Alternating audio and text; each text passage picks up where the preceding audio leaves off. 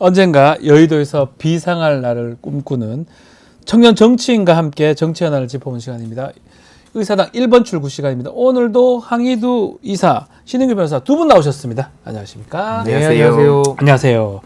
자, 민주당 전당대회 일요일 날 마무리가 됐는데, 자, 전당대회 얘기 조금 나눠보죠. 뭐 처음 뵙기 때문에 이 두 분, 청년 정치인 두 분 전당대회 결과 어떻게 보셨습니까? 우리 황희두 이사님부터. 그 당 대표에 대해서는 뭐 모든 분들이 예상했던 대로 간 것 같은데 8대 명, 9대 명 이렇게 표현했더라고요. 근데 그 최고위원 쪽에서는 네. 뭐 많은 분들이 또 예상을 초창기랑은 또 완전히 판이 달라졌기 때문에 네.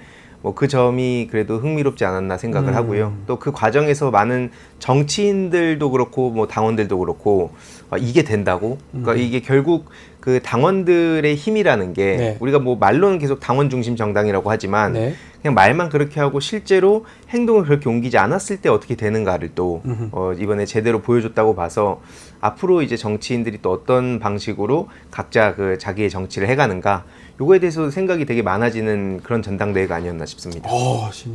자, 신은규 변호사 어떻게 보셨어요? 우선 저도 제일 눈에 띄었던 것은 사실 정봉주 그래요. 후보의 당대표보다는 최고위원 선거. 실패한 전략으로 인해서 와. 사실은 그 집단지성이 아주 그냥 짧은 시간 안에 작동이 돼가지고 그런 거 본 적 있습니까? 뭐 거의 이거는 거의 처음 좀 드문 같은데요. 상황이었는데 마지막 전당대회 당일날 바뀐 거잖아요. 그러니까 이것은 이제 정봉주 후보의 뭐 전략 실패라고 봐야 할지 아니면 실수를 위기관리 능력을 못해서 뭐 그렇게 넘어진 것인지는 모르겠습니다만은 네네네네. 어찌됐든 당원들이 조직적으로 유기체처럼 움직여서 나름의 성과를 낸 거는 저는 유의미하게 네. 보고요. 다만 이제 저는 이번에 하나 또 특기할 만한 것은 지금 호남 출신이 없고 그렇죠. 다 수도권 출신인 것은 매우 장점이지만은 그 전현희 의원이 6위에서 2위로 갑자기 급부상을 했거든요. 근데 그 급부상의 원인에서는 사실 서울 경선이니까 서울 지역구라는 점 하나와 네. 또 하나는 그 법사위에서 다소 강한 발언, 뭐 강한 발언 내지는 지금 맞제명까지 가고 있기 때문에 상당히 정치적으로 논란을 불러일으킬 수 있는 발언을 통해서 이제 2위로 올라간 걸로 보여지거든요. 그렇다라고 한다면은 요런 사례가 자꾸 반복이 되면 조금 더 민주당 내부에서도 당원들에게 인정받기 위해서 더 센 말과 더 센 표현이 더 난무할 수가 있어요. 그래서 이런 것들은 또 중도 확장에 있어서는 또 걸림돌이 될 가능성도 매우 높아 보인다. 그 양면이 저는 다 동시에 존재했다라고 저는 봅니다. 자, 연임에 성공한 이재명 대표 2기 체제가 꾸려졌고요. 1기에 비해서는 어떤 측면에서는 2기가 색채가 좀 더 확실해졌다. 이런 평가도 있는 것 같습니다. 그렇지만 장점, 단점도 있는 것 같아요. 황 이사는 장점을 좀 얘기해 주시고 신 변호사는 단점을 좀 얘기해 주시면 좋을 것 같아요. 장점은 아무래도 뭐 네. 말씀 주셨듯이 조금 더 명확해지고 네. 그 특히 지금 같은 상황에서는 이슈가 뭐 계속 터지니까 속도전이 무엇보다 중요하다 보거든요. 그렇죠. 이게 막 그 전략을 또 제대로 짜놔야 속도전에 대응이 가능하지.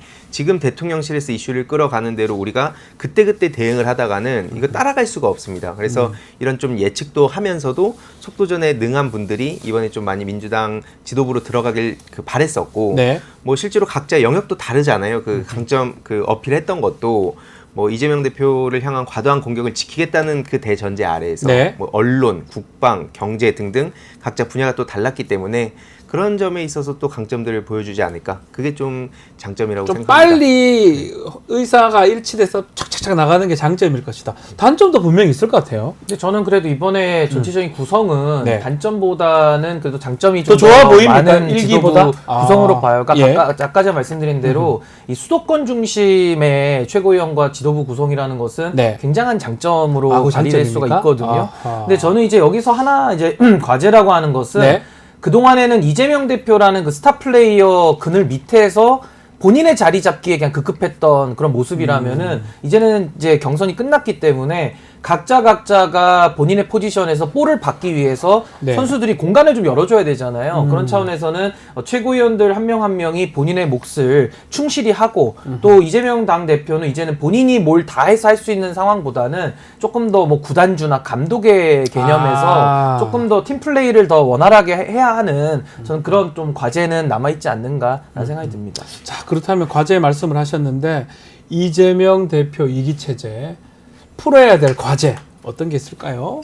뭐 당장 이재명 대표님은 먹사니즘을 강조하셨잖아요. 그래서 결국에는 지금 정치의 역할, 더 나아가서 이제 국가가 왜 존재하는가라는 어떤 철학적인 질문이랑도 연관해서 봤을 때는 네. 먹고 사는 문제를 해결하는 게 제 1순위잖아요. 그 그렇죠. 나머지 논쟁이라든지 뭐 이 세세한 구체적인 토론이나 이런 것도 당연히 중요하지만 결국 이게 국민들한테 먹고 사는 문제 해결하냐 아니면 그냥 자기들끼리 이권 다툼이냐 이런 그 차이가 있기 때문에 그 먹고 사는 문제를 해결하는 게 무엇보다 중요하다. 네. 그리고 동시에 이제 뭐 최혜병 특검이라든지 그러니까 이 국가의 그 안전 보장이라는 게 지금 무너져 있다. 네. 이게 지금 다른 해외를 놓고 봤을 때도 뭐 친일 논란은 말할 것도 없고 지금 그 대외적으로 보더라도 충격적인 이슈들이 많은데 대내적으로 보더라도 과연 이 국가가 우리를 지켜주는 게 맞나? 이게 뭐 보수 진보의 문제가 아니라 언제든지 내가 그 피해자가 될 수 있다는 두려움을 갖고 있는 상황인데 그조차도 저는 해결을 못하는 모습을 봤을 땐 결국 먹고 사는 문제와 안전 보장이 제일 중요한 게 아닌가 그런 생각이 듭니다. 이게 또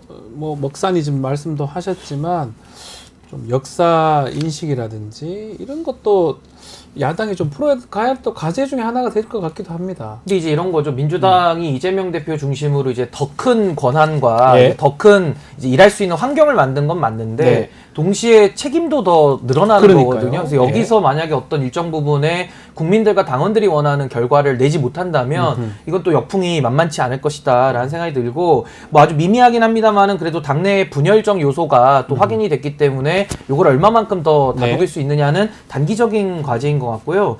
장기적으로는 윤석열 정부와 이제 한동훈 지도부를 상대를 해야 되는데 사실은 투트랙 전략을 써야 되거든요. 하나는 이제 특검이나 탄핵 국면에서 윤석열 정부를 가장 강력하게 견제해야 된다. 저는 이 국면에 있어서는 민주당이 가진 힘을 저는 잘 쓰고 더 써야 된다고 저는 생각을 하고 많이 쓰고 잘 써야 된다. 그렇죠. 예. 그리고 우선순위도 잘 해가지고요. 근데 동시에 민생과 대안제시 부분에서는 힘을 아주 절제해서 써야 되고 더 전략적으로 더 많은 국민들의 동의와 참여를 더 이끌어내는 역할을 해야 되는데 그러네요. 이 두 가지가 굉장히 그 오묘하게 그 균형을 이루기가 쉽지는 않을 것 같아요. 네. 그래서 이런 부분이 아마 이제 이재명 대표의 리더십에 있어서 좀 아주 좀 무거운 숙제 아닌가라는 생각이 듭니다.